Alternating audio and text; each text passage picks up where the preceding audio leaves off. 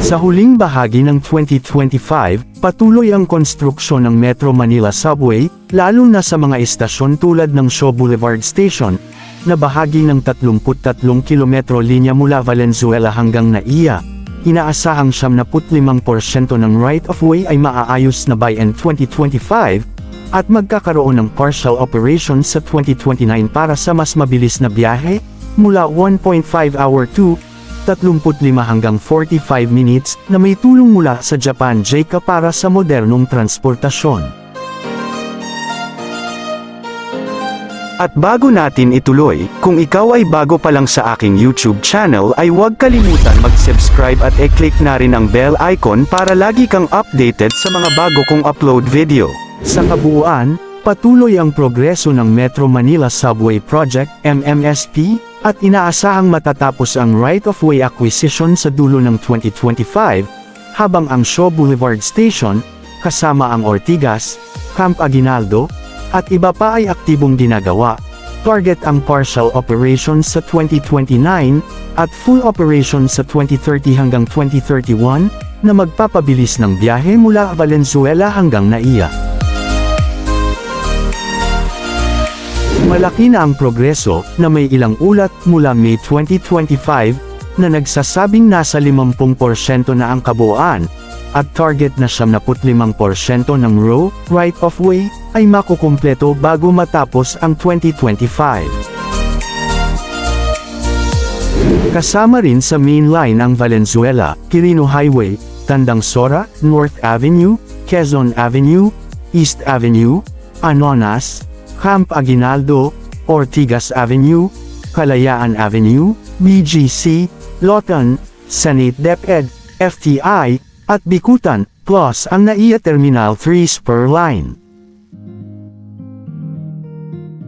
Samantala, ang tinatayang halaga ng Skyway Stage 4 project ng San Miguel Corporation, SMC, na nagkakahalaga ng 55.87 billion pesos ay nakabinbin pa rin sa pag-aproba ng Toll Regulatory Board, TRB. Ang pagtaas ng halaga, mula sa orihinal na 45.27 billion pesos noong 2013, ay dahil sa inflation at mas mataas na gastos sa materyales. Ang Skyway Stage 4, na kilala rin bilang Southeast Metro Manila Expressway, SEMME, ay isang 32.7 kilometrong elevated at at-grade na expressway na magkokonekta sa South Luzon Expressway, SLEX, sa Arca South, Taguig, hanggang sa Batasan Complex sa Quezon City. Ang kasalukuyang tinatayang halaga ay 55.87 billion pesos, ipinaliwanag ng SMC na ang pagtaas na ito ay sumasalamin sa kasalukuyang presyo ng materyales, inflation, at pagpapahusay sa saklaw ng proyekto, project scope. Ang 55.87 bilyong pesos, halaga ay isa pa lamang na pagtatansya ng SMC Skyway Stage 4 Corporation at hindi pa ito pinal. Kailangan pa itong suriin, at formal na aprubahan ng Toll Regulatory Board, TRB, at iba pang ahensya ng gobyerno bago ito maging opisyal.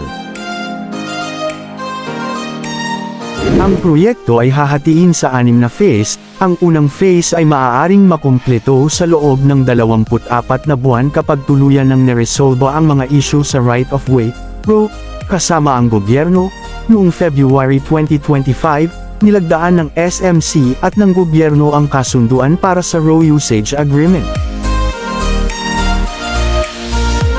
Ang kalsada ay magkokonekta sa Skyway System sa Arca South sa Taguig City sa Batasan Complex sa Quezon City.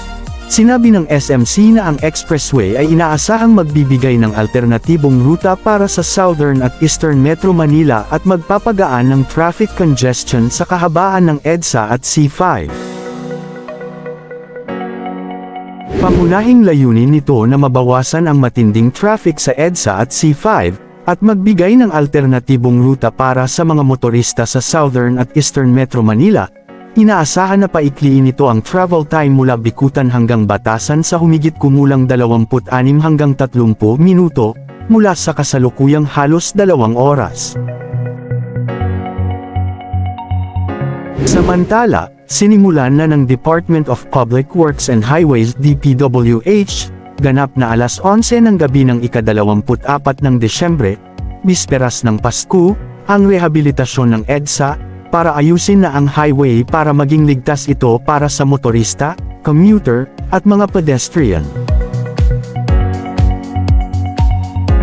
Kaugnay nito, inilabas rin ng DPWH ang 24-hour schedule ng rehabilitation work sa EDSA, intermittent road sections, simula December 24 hanggang 27.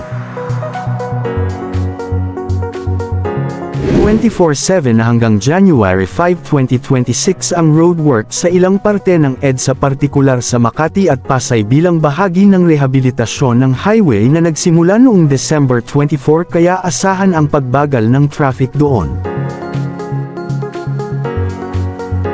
Para sa southbound, magkakaroon ng concrete reblocking work sa inner lanes ng Picela Street hanggang Rojas Boulevard simula December 24 hanggang 27, 2025 at sa inner lanes ng tramo flyover hanggang Picela Street simula December 26 hanggang 27, 2025. Ang concrete reblocking works naman para sa northbound ay isasagawa simula sa December 24 hanggang 27, 2025 sa inner lanes ng Rojas Boulevard hanggang Park Avenue at sa inner lane ng Park Avenue hanggang Taft Avenue sa December 27, 2025. Samantala, magkakaroon rin ng asphalt overlay para sa southbound lane sa December 25, 2025, mula EDSA Oronce hanggang Urdaneta Village, sa December 26, 2025, mula sa EDSA Oronce hanggang Magallanes Interchange at sa December 27, 2025, mula sa tramo hanggang Lawrence Street, inner lane to outer lane. Kaugnay nito, tiniyak rin ng ahensya na magbibigay sila ng updated schedule ng repair work simula December 28 hanggang January 5, 2026. Ang Epifanio de los Santos Avenue marahil ang pinakamagandang daanan upang ilarawan kung gaano kalala ang pagmamotor at pagcommute sa ating bansa. Halos lahat ng mga lugar ng 23.8 km na 5-lane na kalsada ay dumaranas ng gridlock halos 24/7.